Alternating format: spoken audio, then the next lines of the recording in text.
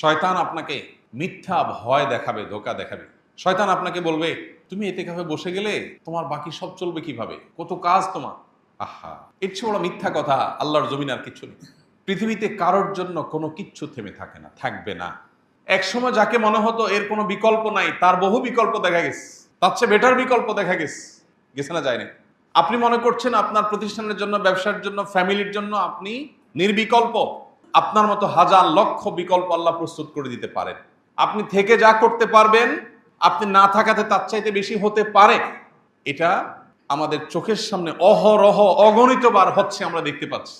কিন্তু মানুষ বড়ই অকৃতজ্ঞ। আল্লাহ তাআলা বলেছেন এই জন্য যে ইন্নাল ইনসানা লাকাফুর। মানুষ বড়ই অকৃতজ্ঞ। মানুষ চোখের সামনে দেখে, জানে, শুনে, বুঝে, কিন্তু সে নিজের মধ্যে সেটাকে ধারণ করে না, গ্রহণ করে না।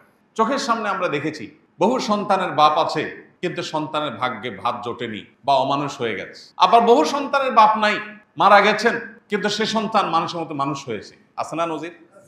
বহু ব্যবসা মালিক একেবারে চোখের সামনে থেকে টেক কেয়ার করে নিজে হাতে যত্ন করে গড়ে তোলার চেষ্টা করেছেন, কিন্তু দেউলিয়া হয়ে গেছেন, টিকেতে পারেন নাই। আছে না? আবার বহু মালিক অত টেক কেয়ার করেন নাই, কিন্তু ব্যবসা আল্লাহ তাআলা দিন দিন বরকত দিয়ে অনেক দূর নিয়ে গেছেন। আছে না? ইমানদার বিশ্বাস করে আমার হাতে কিছু নাই, আমার হাতে শুধু চেষ্টা করার সক্ষমতা আছে। আল্লাহ আমাকে শুধু চেষ্টা করার সক্ষমতা দিয়েছেন। আমি যদি আল্লাহর অনুগত বান্দা থেকে আল্লাহর প্রিয় বান্দা হয়ে চেষ্টা করি, আমার চেষ্টা হতে পারে অল্প, ফসল আসবে অনেক বেশি।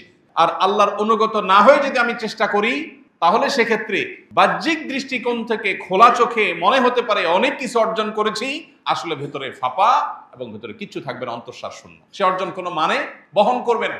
এই জন্য রমজানের শেষ 10টা দিন ইতিকাফের জন্য সিদ্ধান্ত গ্রহণ করি। মনোযোগ দিয়ে 10টা দিন, সারা বছরের 355 দিন আপনি ব্যবসা বাণিজ্য, পরিবার পরিজন, বহু বন্ধু বান্ধব, সোসাইটি সার্কেল, সবাইকে সময় দিয়েছেন। 10টা দিন আপনার নিজেকে সময় দেন। মসজিদে চলে আসেন, সম্ভব হলে নেট কানেকশন ডিসকানেক্ট করে ফেলেন এবং একান্ত প্রয়োজনের জন্য মোবাইলটা সাথে রাখেন, হাই হ্যালো কথা, প্রয়োজনীয় কথা সারার জন্য। 10টা দিন মসজিদের পরিবেশে এসে আল্লাহর সাথে একটু কানেক্টেড হওয়ার চেষ্টা করেন। আমাদের মনোযোগগুলোকে নানান দিকে ডাইভার্ট করার জন্য হাজার হাজার আয়োজন শয়তান এবং তার অনুসারীরা আজ করে দিয়েছে। মনোযোগ থাকে না। 10 মিনিট দোয়া তো দূরের কথা, 2 মিনিট দোয়া করলে 5টা কথা মনে আসে, 5 দিকে মন চলে যায়। আপনার কাছে কে যদি ভিক্ষা চায়, আপনারা বললো ভাই ভিক্ষা দেন, এটা বলে মোবাইলটা বের করে সে মনে করেন মোবাইল টিপতেছে। কি বলেন? আপনি কি তাকে ভিক্ষা দিতে মন চাইবে? মেজাজটা খারাপ হবে না? আপনি একটা সৃষ্টি মানুষ। আপনার কাছে যখন চাওয়ার সময় সে অন্যমনস্ক হয়েছে, এটা যদি আপনার মনের কষ্টের কারণ হয়, তাহলে আহকামুল হাকিমিন আল্লাহ রাব্বুল আলামিনের দরবারে যখন আপনি দোয়া করছেন, যখন আপনি সিজদা দিচ্ছেন, যখন আপনি নামাজ পড়ছেন, ওই সময় আপনার মনে 30টা কথা মনে আসছে। আপনি অন্য জগতে বিচরণ করছেন, আপনি অন্য জগতে প্রবেশ করে গেছেন। একদিকে বলতেছেন সুবহান রাব্বিয়াল আলা, অপরদিকে আপনার মনে আছে অন্য জিনিস। একদিকে বলছেন আল্লাহ আপনি আমাকে মাফ করে দেন, আপনার মনে আসছে অন্য বিষয়। তাহলে কিভাবে আপনি আশা করেন রব্বে কারীমের কাছ থেকে এই ভাঙাচোরা, এই ত্রুটিপূর্ণ, শতদা বিভক্ত, বহুদিকে মনোযোগ চলে যাওয়া এই দোয়া দিয়ে আল্লাহর কাছ থেকে আপনি মাগফিরাত পাবেন? আল্লাহ আরহামুর রাহিমিন, তিনি চাইলে এই ত্রুটিপূর্ণ দোয়া দিয়েও মাগফিরাত দিতে পারেন।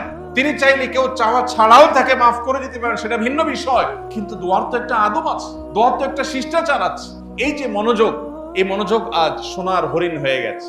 মনে রাখবেন, শত শত হাজার হাজার লক্ষ লক্ষ কোটি টাকা আল্লাহর রাস্তায় দান করা, এটা আজকাল এত কঠিন বিষয় না। যত কঠিন বিষয় আল্লাহ রাব্বুল আলামিনকে পরিপূর্ণ মনোযোগের সাথে একটু স্মরণ করা। মাত্র 2 রাকাত নামাজ পড়ার চ্যালেঞ্জ দেন, যে 2 রাকাত নামাজ পড়বো, একটি বারের জন্য আল্লাহ ছাড়া, আখিরাত ছাড়া অন্য কোনো কিছু মাথায় আসবে না। চ্যালেঞ্জ গ্রহণ করেন, দেখেন পারেন কি। Not easy. 10-20 লাখ 50 লাখ টাকা দিয়ে দিতে পারে, কারোর কাছে পয়সা আছে, গরিব যার কাছে, তার কাছে যা আছে সবই দিয়ে দিতে পারে। মনে সে উৎসাহ আসছে, জোশ আসছে, দিয়ে দিছে। এটা যতটা সহজ, পরিপূর্ণ মনোযোগের সাথে আল্লাহর ইবাদত এত সহজ না। মনে রাখবেন, শয়তান যে জিনিসটাকে যত কঠিন করে ফেলে, বুঝতে হবে ওই জিনিসটা তত ইম্পর্টেন্ট, তত গুরুত্বপূর্ণ। আমাদের ইবাদতের মনোযোগ নিয়ে ফেলছে। রমজানের শেষ 10টা দিন যদি আমরা ইতিকাফে বসার নিয়ত করতে পারি, অন্য সমস্ত মনোযোগ বিনষ্টকারী বিষয়গুলোর সাথে সম্পর্ক কাট করে, ছিন্ন করে যদি আমি বসার চেষ্টা করতে পারি, অন্তত ইবাদতে, আল্লাহর স্মরণে, দোয়ায় মনোনিবেশ করার, মনোযোগ দেওয়ার, ফোকাস ধরে রাখার এই প্রচেষ্টায় আমি ফিরতে পারি। আমি অন্তত এই 10টা দিন ট্রেনিং করতে পারি। যেটা আমার পরবর্তী জীবনে, রমজান পরবর্তী সময়ের জন্য হয়তো ফলপ্রসূ হবে। চেষ্টা করা যাবে তো ইনশাআল্লাহ? ভাইরা আমার, দুনিয়ার অনেক স্বাদ তো আমরা আস্বাদন করি। আল্লাহর কাছে রোনাজারির, কান্নাকাটির, চোখের পানি ফেলার, দোয়া করার এক অভূতপূর্ণ স্বাদ আছে। আপনার পরম প্রিয় আপনজনের সাথে কথা বলার, আড্ডা দেওয়ার একটা মজা আছে, জানি। কিন্তু আপনি কি জানেন, আপনার রব সৃষ্টিকর্তার সাথে আড্ডা দেওয়ার, রবের সাথে মোনাজাত করার, মোনাজাত মানে দুই হাত তোলা না, শুধু দুই হাত তুলবেন, দুই হাত তুলে আল্লাহর কাছে বলবেন, চাইবেন, ইফতারের আগে সব পশা রেডি আছে, 10 মিনিট আগে, 5 মিনিট আগে বলবেন, যা যে অবস্থা আছে এইভাবে থাক, আজকে শরবত একটা হয় না, হবে না, চলে আসো। সবাইকে নিয়ে আল্লাহর কাছে দুহাত তুলে দোয়া করেন, ভোর রাতে তাহাজ্জুদে দোয়া করেন, নামাজের পরে দোয়া করেন, যখন সুবিধা আসবে তখন আল্লাহর কাছে একটু চান।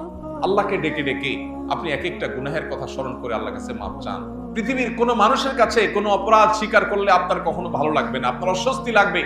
একটি মাত্র জায়গা আছে, যে জায়গায় আপনি অপরাধের কথা স্বীকার করলে আপনার ভালো লাগার কাজ করে, সেটা হলো আল্লাহর সাথে কথা বলা। আল্লাহকে যদি বলেন চোখের পানি ফেলে, আল্লাহ কত গুনাহ করেছি, তুমি যদি মাফ না করো, আমার যদি জাহান্নামে যেতে হয়, তাহলে এটা আমার জন্য হবে ভয়াবহ পরিণাম, আল্লাহ তুমি আমাকে মাফ করে দাও। আপনি দেখবেন আপনার জীবনের সবচেয়ে উপভোগ্য সময় সেটা পার করবেন যে সময়টুকু পূর্ণ মনোযোগের সাথে আল্লাহর সাথে কথা বলতে পেরেছে। এই জন্য রমজানে আল্লাহর সাথে কথা বলার চেষ্টা করবো তো ইনশাআল্লাহ। বিশেষ করে দুটি সময়, দিন রাত 24 ঘন্টার যখনই সুযোগ পাবো তখন তো করবোই। দুটি সময় স্পেশালি, একটা হলো ইফতারের আগে, আর একটা হলো ভোর রাতে তাহাজ্জুদের সময়। এই যে আমরা তারাবি পড়ি, বেশিরভাগ মানুষই বুঝি না হাফেজ সাহেব কি বলছেন, কিন্তু আমি যদি নিয়াত করি যে আমার কান দিয়ে পরিপূর্ণ মনোযোগের সাথে আল্লাহর কালাম আমি ভেতরে প্রবেশ করাচ্ছি, মনে রাখবেন এটা একটা কমপ্লিট স্পিরিচুয়াল ট্রিটমেন্ট পদ্ধতি, আপনার আধ্যাত্মিক রুহানি ট্রিটমেন্ট, শেফা এই কোরআন তেলাওয়াত শোনার মধ্য দিয়ে হবে। আপনার কাজ হলো শুধু পরিপূর্ণ মনোযোগের সাথে শোনা। এর মধ্য দিয়ে সারা বছরের আপনার চলার জন্য যে রসদ দরকার হয়, রুহানি আধ্যাত্মিক শক্তির দরকার হয়, যে স্পিরিচুয়ালিটি দরকার হয়, সেটা আপনি আহরণ করতে পারেন। এই জন্য ভাই, দরকার তারাবিতে মনোযোগ, দরকার দোয়ায় মনোযোগ, দরকার আল্লাহর প্রতি মনোনিবেশ, দরকার আল্লাহর জন্য চোখের পানি ফেলা। আমরা কেউ এমন আছি যে এটাই হলো আমার জীবনের শেষ রমজানের সুযোগ। মনে রাখবেন, এই সুযোগটাকে হাতছাড়া করার মতো দুর্ভাগ্য, এর চেয়ে হতভাগ্য, এর চেয়ে বড় আমাদের জন্য অভাগা হওয়ার আর কোনো বিষয় হতে পারে। এজন্য রমজানের অবশিষ্ট সময়গুলোকে আসুন পরিপূর্ণভাবে কাজে লাগে। আল্লাহ আমাদের সবাইকে তৌফিক দান করুন।